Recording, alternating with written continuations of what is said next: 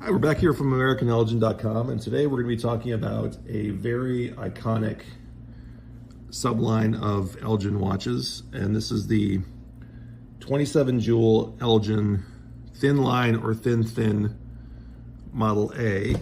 And I say that with a caveat that actually one of these watches is called the model letter M as in Mark. We're going to be talking about that one and why it's related to these A models during the video. But these are, just to recap for those who haven't seen the other videos, these watches were part of a line of watches, the 27 jewel automatics that were made by Elgin National Watch Company in Elgin, Illinois between about 1959 and 1963. These are widely considered to be part of a family that's the only American designed and made automatic watches. So Elgin in the early 50s had a different type of automatic watch that made the so-called bumper automatics.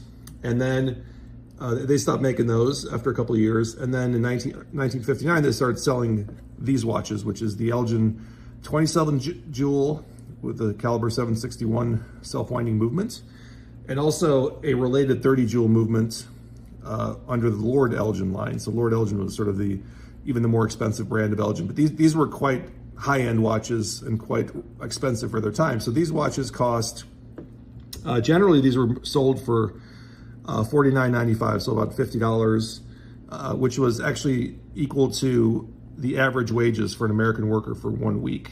So pre-tax. So someone had to work 1 week pre-tax. That would be the price of this watch. So you have to work even more than a week to actually pay for it once you've paid your taxes. These watches are housed in a stainless steel case. So this particular case, all 5 of these watches that you're looking at have a case reference number 6853, and the case, we'll just turn it over briefly. The case is made by Star Watch Case Company out of Michigan, which made a lot of case designs for the Elgin 27 jewel and related Lord Elgin 30 jewel watches. So you see, these are very nice cases, very durable. They hold up very well. They, of course, when they were sold, they were marketed as being not only self-winding, but waterproof, shock, dust, and magnetism resistant, and so on. Although those are obviously for a watch that's about 65 years old, that's not something that we would test or push the limits on. So the first watch we're going to talk about from these, so we'll move these aside, and we will leave two watches that look very similar to each other, and maybe some would even say they are the same watch, but they're not quite the same watch. So we'll just pull down quickly, we'll pull over the advertising that relates to these watches. So we'll start with the one on the left. And this watch this is one of the many ads for this. This is and I'm just going to cover over the other watch that was here in this ad that's not relevant. So you can see this is the same watch here. This is, if you scroll down a bit, this is the thin line 27 jewel Model A.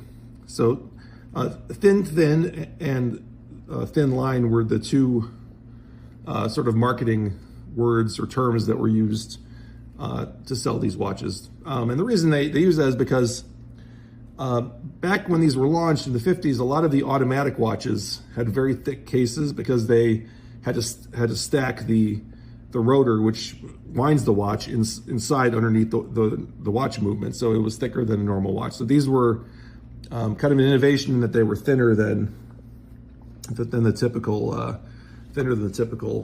automatic watch at the time. Although some of the cases on these actually are not thin at all. And some of the ads say that these are actually make the claim that these are as thin as a coin, although there are not a lot of coins that you'll ever see that are this thick. This is not a coin that will be circulating, but anyway, that's marketing speak. But it's a very beautiful watch, and this is as talked about in the ad, this is the thin Model A, and it's got this case made by Star Watch Case Company out of Michigan. Very nice case. This is a very iconic version of this 27 jewel watch. Now we're going to bring over another watch that looks, we looked at earlier, and looks basically the same. So this watch, these two watches have essentially identical dials, and they may in fact be identical. There seems to be, on the one on the right, there seems to be some little lume dots. So these are little dots of like a luminous paint to give it a bit of a glow in the dark character. But otherwise, the dial itself is the same. And you can see that, of course, dial says American made. These were made in the United States. And what else is different about this watch? It has larger and more prominent hour and minute hands. So instead of the very thin ones on the left, the one on the right is much thicker. And having worn the watch on the left periodically, I can tell you that that was a good idea to change these, because it's very pretty, the one on the left, the A model, but it is not that easy to see. So the one on the right is an improvement, especially with the, and you can see there's a bit of like luminous paint also on the hands, hour and minute hands. So that will help you, presumably would have helped you see better at night. Now we'll take a look at the advertising. So this is there is actually an ad for this watch.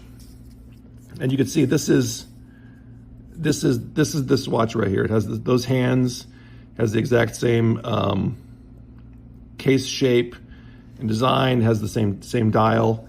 And if we turn this over, we can just rotate it briefly. We can read what it says. So this doesn't say thin 27A, it says thin 27M. And it has all the same information, and the pricing is the same, $50. They charge more if when somebody had ordered a metal a band or wristband for the watch rather than leather. But the leather price is exactly the same as the A model, as the other one that we were talking about here earlier. The only difference is that this is being marketed as an M. This one is the M and this one is the A, even though they're basically the same watch. Now I will note that they do refer to this 4-digit number 4449 refers to a different case number. So the one on the left is case number 6853, and the thin M is described, at least in this ad, as having case number 4449. Although in reality, actually, both of these cases are these are both 6853 cases here. Now, this one has a bit of stuff in the back of it, but you can see these are the exact same case design. So what happens sometimes, I think, with Elgin is they would bring in a couple of different case different case numbers. So it may have been, and I'm not sure who made this case 4449. It might have been a different supplier of these cases, and it might have been a case that was basically the same size. It was made by a different company, not Star Watch Case Company, but maybe it was made by ID Watch Case Company out of New York, or Queen's Watch Case Company, or some other company that made watch cases. And it was a substitute in case the Star version was for some reason unavailable. Then they could just order those and fill that in. But this is certainly appears to be the M version, and it is in a 6853 case, just like the A version or the A model. And why they why they changed around, I think this just had to do with two things. One, obviously, the issue with the hands on the watch on the left, they're a little bit too thin to be very visible. And when they launched this was a very good, strong seller. So this kind of basic design, this dial design, was a strong seller. And probably what they wanted to do is they wanted to give this thing its own model letter M, because it was such a popular seller, to sort of distinguish it from the other A models, so it wouldn't be buried there among a bunch of different dial designs. So when a customer came in and said, I want to buy the A model, then they would show him watches that he wasn't interested in, because maybe he thought the A model just referred to this one because his friend had it, because it was a good seller. That's probably the reason. I'm speculating, but that seems to be the reason why they gave this particular strong selling version its own model letter. And in a prior video, we talked about the 27 jewel model letter B, and there was one watch in that line that was also a strong seller that also was given its own letter P. So it graduated up to having its own letter from being mixed in with a whole bunch of other ones as just a B model. So that's enough on this particular watch. Now we'll talk about the remaining ones that are in this line, all of which are fabulous in their own way. Now we're going to be talking about three other watches in this particular line, these are all A models. There's no advertising that I'm aware of that indicates that these particular dial variations were also marketed as letter M. These particular ones were all marketed as A models. The one on the left, actually, you can see these are very similar to each other, but they're not identical. So that in the ad, you could see, for example, they have number 1, number 11 in the advertisement, but in the watch itself, they don't have that. So these are distinct dial variations for this thin line 27A model. They're very similar, but they are distinct. You can see on the watch itself, you'll notice that there's a bit of radium toning on the dial. So the hour and minute hands have a radium paint that was used to give it these glow in the dark properties. And over time, if you don't move the watch hands, maybe it was stuck in place for a long time, it wasn't being worn, it tones the dial. So that's this particular version, and as we can see in the ad, there's yet another version of it that's pretty similar but not identical to it. Next, we'll go to this other very attractive one here, and as you can see, this actually has an ad for it. If we just scroll above, we'll see the ad. It is the same watch.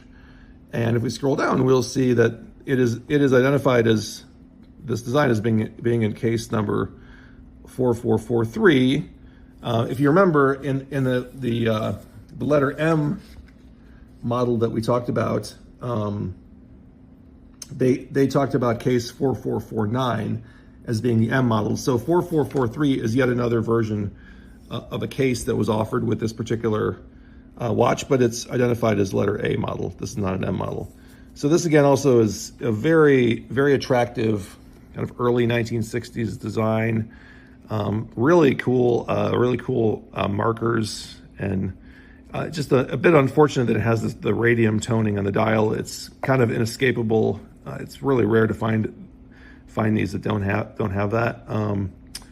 But anyway, it's a very nice design. And this particular case is not case 4443. It's actually 6853, which just goes to show they were using these cases, these particular cases interchangeably with these particular dials. The last one, I think, in my view, it may be the most attractive of these particular designs. I do have a soft spot for these really classic designs. And interesting fact, the Lord Elgin 30 joule version, Model A, actually has a dial that is basically identical to this particular one. It has a bit of difference, but not very much. So we can see here in the advertisement, this is the same price, self-winding 27 joule movement, luminous, so on and so forth, $49.95. It's also case 6853. So these are 5 versions of this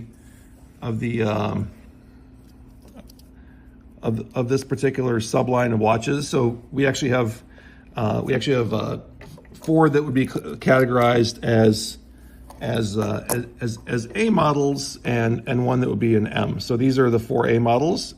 There's a 5th one on the upper left in the advertisement that we saw. This is the 5th one. We don't have an example of that. And then this watch here, given its different hands and these little lume dots, is the advertising shows that to be an M model. So if you'd like to find out any more about this, please check out our website, AmericanElgin.com. Also check out our Instagram page, American Elgin. And we have more information about these watches and all the other Elgin and 27 joule and Lord Elgin 30 joule automatic watches from this time period that we have information for. Thanks.